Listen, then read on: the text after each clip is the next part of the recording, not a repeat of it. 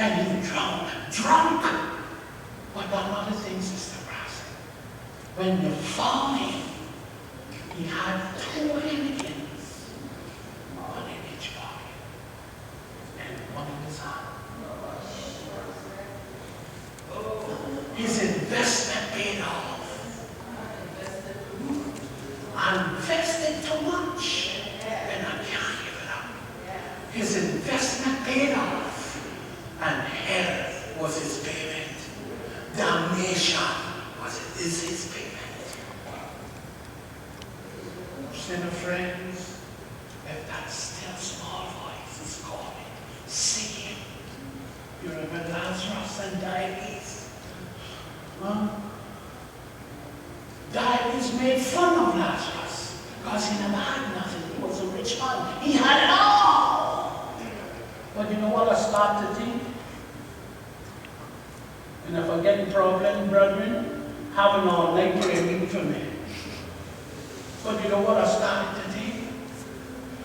If money was a thing that could keep you alive, Mr. Norbert would be dead. Harley Merritt would be dead. Foster's would be dead. Huh? Theo would be dead. Huh? Huh? Come on. Please.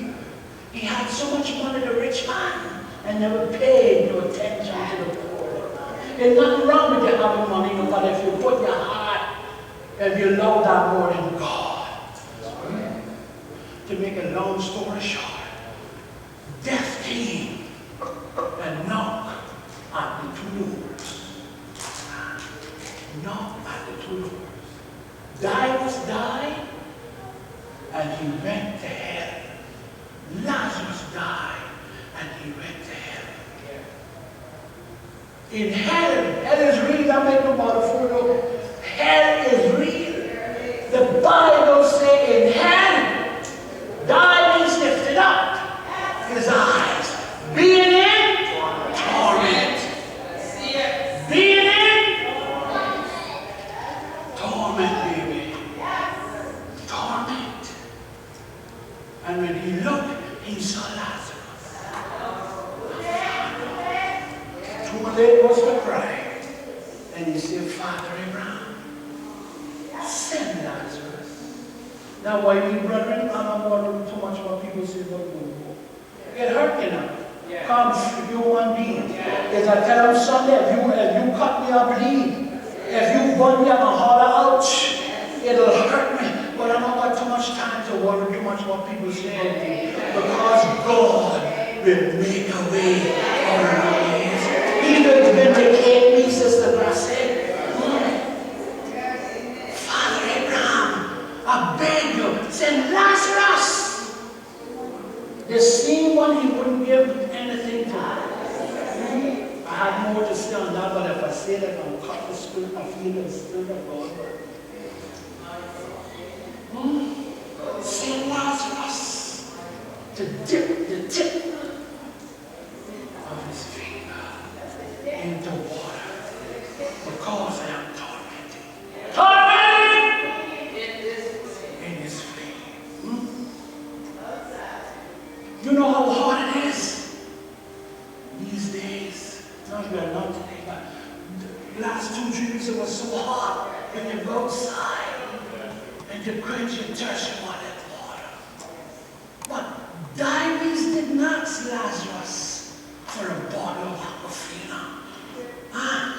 Dives never asked Lazarus for a cup, a glass of cold water. He never even asked him for a cup of water because he was tormented in God's flame. He never even asked him for the cover of a water. He said, all I need you to do, Father Abraham, let Lazarus dip the tip. Now you know hell must be something treacherous. That just a tip would cool his parched tongue. But tonight, sinner friends, you don't need a tip. or a drip of water, for there's a fountain filled with blood, drawn from Emmanuel's vein, and sinners plunged beneath that flood, lose all their guilty stains. Tonight, sin is no joke. It will take you further than you want to go. I know some young men who say they done things for cocaine that if their parents know they would disown them. Some young men had sex with the same sex for cocaine. Young people, they tell me so. They come and they confess to me. Woman lie with woman for cocaine. Young boys go with young boys for ganja. Why? Because they're hooked. And sin is no joke. It will take you further than you want to go. And it'll cost you more than you want to pay. And it'll leave you longer than you want to stay. How much these people on drugs want to get off? And they try and they can't get off. Sin has them grip and it's leaving them there. They want to get out of it. They try the rehab. They try this and they try that. But sin, how them bound. Why on others? How God. Young people, serve God. It's the best way. Salvation will keep you from many things. It will keep you from jail. It will keep you from diseases. Young people, young girls especially, if you know the money, young people that talk to me, young girls who have disease. I say that, I believe, last revival. My wife's grandmother used to buy bush in the Getsorsi and this and that from Honduras, and she used to give it to the people down there, my wife's grandmother. And this young lady came to me or to her and was talking to her and said, "Oh my God." The doctor went to the doctor, and the doctor said, "Girl, you was in a mess. You was in a mess. What happened to you?" He said that. She said, "Well, what it is now?" He says, "It's a sexual transmitted disease, and if it's not cured, you won't have no children. You will have to take out your womb. You will have to do this. You will have to do that." When someone comes to talk to my wife, I excuse myself unless they say they come, because they want privacy.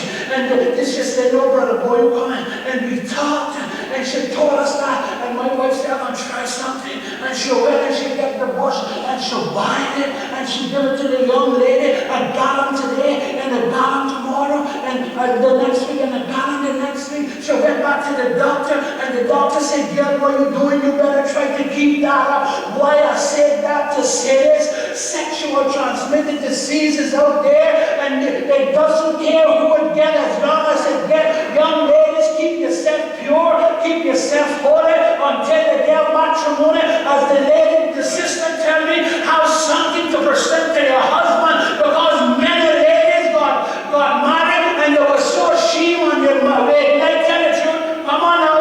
I like to preach right down, but where we stay. If I don't want to come back, tell me. But I'll come back and listen to Sister Grassa tomorrow night from the back seat. Front seat, brother. Front seat. Leave something to present to your husband.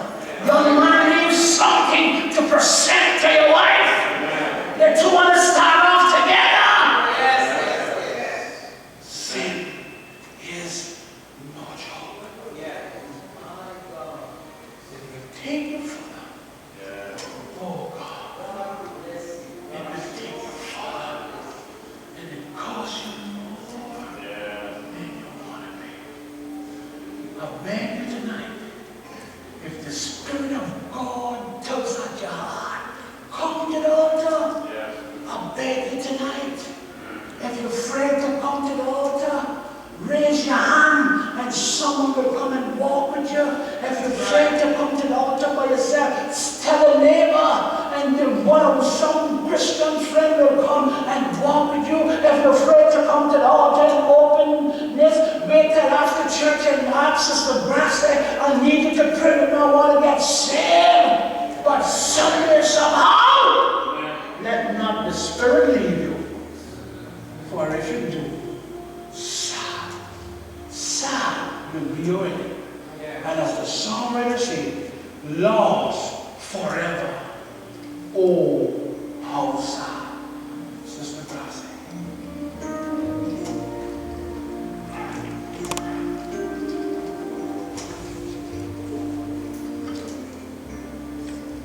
Shall we all stand?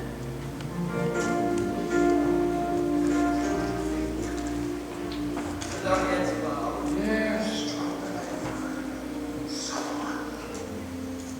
In this very solemn moment,